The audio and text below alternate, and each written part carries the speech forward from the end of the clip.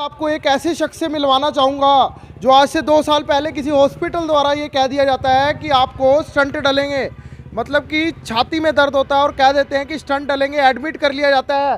पर लेकिन ये व्यक्ति मैं आपको दिखा देता हूँ कि ये जो व्यक्ति जो चल कर आ रहे हैं ये जिला यमुनानगर के जिला अध्यक्ष है भारतीय किसान यूनियन से, और ये पिछले 2 साल पहले यमुनानगर के एक निजी अस्पताल के अंदर ये इनको पेन उठी थी और ये वहाँ पर एडमिट होने के लिए गए थे और इनको कह दिया गया था कि आपके स्टंट डलेंगे 4 से 5 पर, लेकिन आज ये बिना स्टंट के चल रहे हैं और पिछले 2 साल से लगातार लड़ाई जारी है उस हॉस्पिटल निजी अस्पताल के खिलाफ, क्योंकि पहले कह दिया गया था, काफ़ी वहाँ पर विरोध प्रदर्शन हुआ, हॉस्पिटल के बाहर विरोध प्रदर्शन चला, काफ़ी यत्न किए गए, काफ़ी कंप्लेंट्स दी गई, पर उसके बावजूद अब 2 साल होने को है पर लेकिन अभी तक कोई कार्रवाई नहीं हुई। तो एक बार इनसे बातचीत करने का प्रयास कर लेते हैं, क्योंकि इनके साथ 20-25 कंप्लेनेंट भी थे और साथ ही साथ हमारे बीच में साहब सिंह गुज्जर एडवोकेट जी हैं जो इनकी लंबी लड़ाई लड़ते हुए आ रहे थे, और 20-25 मरीज और थे जो इस चीज़ के पीड़ित थे जिनके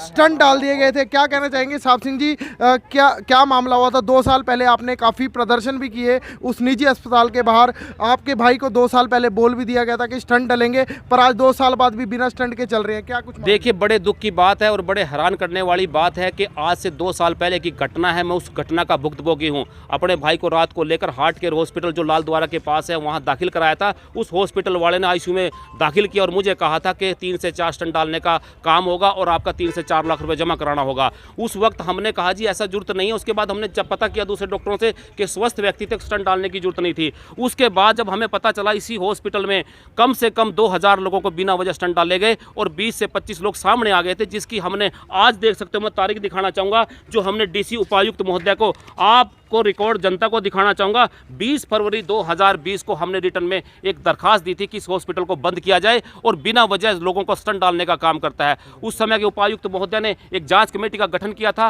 5 सदस्यीय जांच कमेटी बनाई गई थी जिसका अध्यक्ष सीएमओ यहाँ के विजय दहिया बनाए गए थे, और लगातार प्रदर्शन करने के बाद इसके खिलाफ कोई जांच नहीं की गई और लगातार हमें यह कहकर वहाँ से वापस भेज दिया गया कि कोरोना का टाइम है, अभी जाँच आने में टाइम लगेगा। लेकिन उस समय यह हॉस्पिटल आयुष्मान योजना के पैनल पर भी था, क्योंकि आयुष्मान योजना का पैनल क्या है, गरीब व्यक्ति का इलाज का सरकार पैसा देती है। और हमें पता चला कि उसने डॉक्टर विजय दहिया जी ने कहा था कि हमने इसको पैनल से सस्पेंड कर दिया गया, लेकिन आरटीआई के माध्यम से पता चला था उस समय यह हॉस्पिटल हरियाणा सरकार से, आप यकीन नहीं करोगे, दिखाना चाहूँगा, 48 लाख रुपया ले चुका था।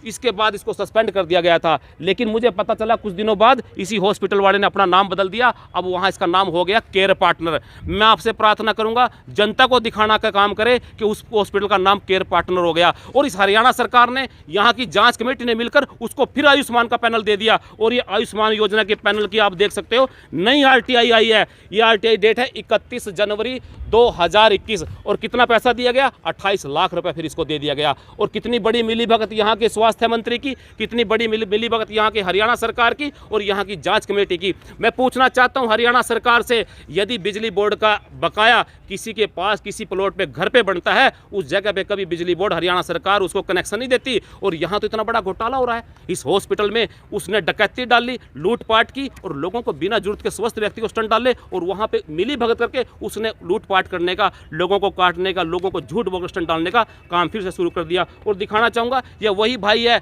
जिसकी पीजीआई की रिपोर्ट भी आ गई है। स्टंट डालने की कोई आवश्यकता नहीं थी, लेकिन आज हमने डी साहब से प्रार्थना की, आज कहा कि जांच कमेटी की भी जांच की जाए, और यहाँ का जो जांच कमेटी की बनाई गई थी 5 सदस्यीय, इसके साथ मिली हुई है। हॉस्पिटल का नाम क्यों चेंज कर दिया गया? भाई इस नाम इसलिए चेंज किया, किसी का नाम खराब हो जाता है, किसी की दुकान मार्का खराब हो जाता है तो नए नाम से आता है। ये इसकी बदनाम हो चुका था, इसकी जांच चल रही थी, इसका नाम था हार्ट केयर, लेकिन जब इसने सोचा लोगों ने आना बंद कर दिया, यहाँ की लूटपाट कैसे करूं, इसने अपना नाम बदल के केयर पार्टनर रख दिया। हार्ट केयर और केयर पार्टनर दोनों को चलाने वाले एक ही व्यक्ति है, दोनों के एक ही फर्म दोनों व्यक्ति की है, और इसको चलाने वाले में शामिल कौन है, यहाँ की जांच कमेटी, यहाँ की हरियाणा सरकार। सर क्या कहेंगे, 2 साल हो चुके हैं, लगभग 2 साल हो चुके हैं, अभी तक जांच कमेटी की क्या रिपोर्ट आती है, क्या कहा गया है सीएमओ साहब की तरफ से? बड़े दुख की बात है कि हम जैसे व्यक्ति को जो हम लड़ सकते हैं, हमें 2 साल तक लटकाया जा रहा है। एक आम आदमी को कितना इंसाफ मिलता होगा?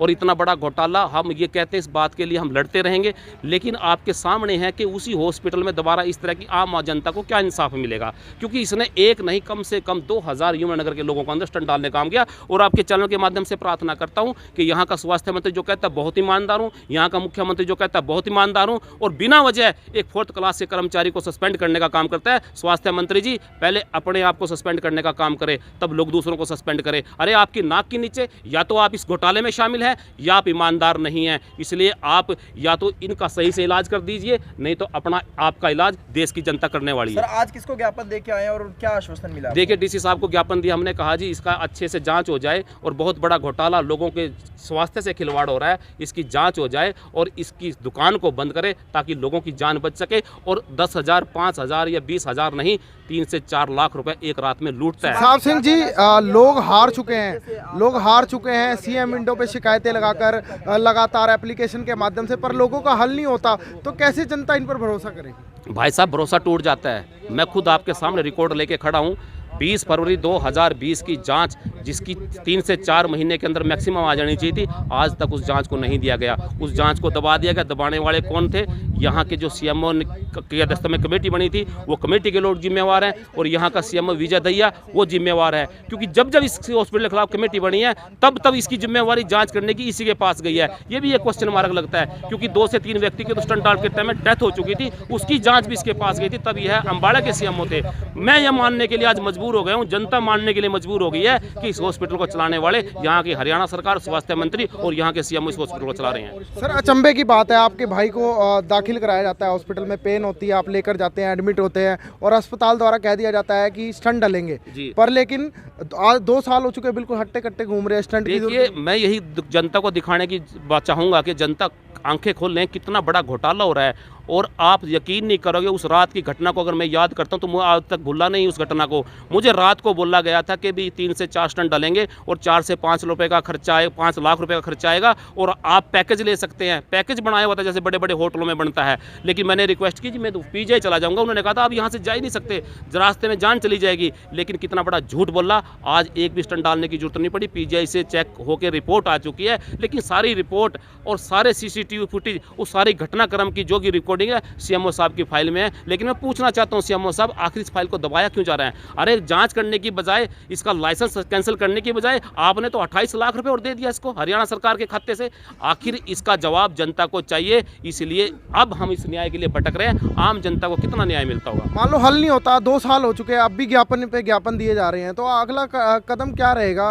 हमने डीसी साहब से, उपायुक्त महोदय से प्रार्थना की है कि जल्दी से जल्दी हल निकाले, नहीं तो हम मजबूरन वहीं हॉस्पिटल के सामने बैठेंगे और इस दुकान को चलने नहीं देंगे, लूटपाट की दुकान को चलने नहीं देंगे। फर्क कोई नहीं डकैतों में और इस हार्ट केयर के हॉस्पिटल के डॉक्टरों में, क्योंकि वो डकैत रात को लूटते हैं, ये दिन में लूटने का काम करते हैं। और लूटपाट तभी होती है दिन में जब बड़े लोग शामिल हो जाते हैं। शामिल कौन है? यहाँ की सीएमओ, जो यहाँ की कमेटी के लोग इसमें शामिल हैं, यहाँ का स्वास्थ्य मंत्री, हरियाणा सरकार इस लूटपाट में शामिल हो चुके हैं। इसलिए इनका इलाज अच्छे से जनता करेगी।